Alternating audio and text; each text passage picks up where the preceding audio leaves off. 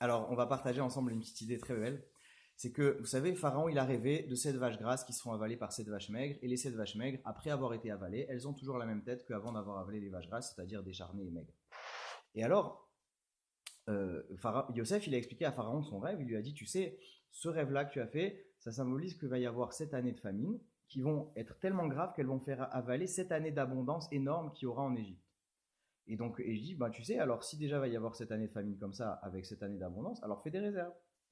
Alors, Pharaon, il a été impressionné, il a dit, waouh, c'est toi qui vas être cet homme-là qui va faire les réserves pour le pays. Alors nous, on se pose la question, bon, ok, Yosef, il s'est interprété les rêves, mais je veux dire, il n'a pas fait l'ENA, quoi. Alors d'où tu lui confies un pays? En vérité, Pharaon, il avait une grande sagesse, et Yosef, quelle était-elle? Alors vous savez que des fois dans la vie, il y a des gens, on est amis avec eux, et puis un jour, ils nous déçoivent, ils font des choses dures comme ça, ils font des, oui, ils nous font une petite crasse éventuellement, etc. Et donc du coup, on rompt les relations. Ça peut être comme ça avec des gens, des fois c'est avec un conjoint, etc. Et finalement,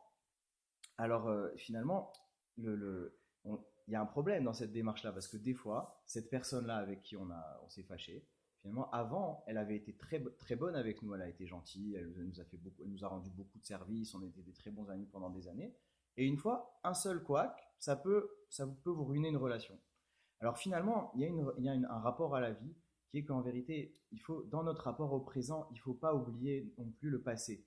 Même si le présent il est négatif, il faut aussi savoir se souvenir d'un passé positif pour réussir à garder un regard juste sur le présent.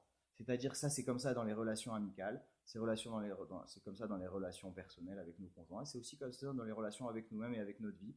Il faut faire attention à ce que quand il y a des événements négatifs, que Dieu préserve, ne pas oublier le positif et savoir s'inspirer du positif pour garder le pied à l'étrier. Allez, Raksamer.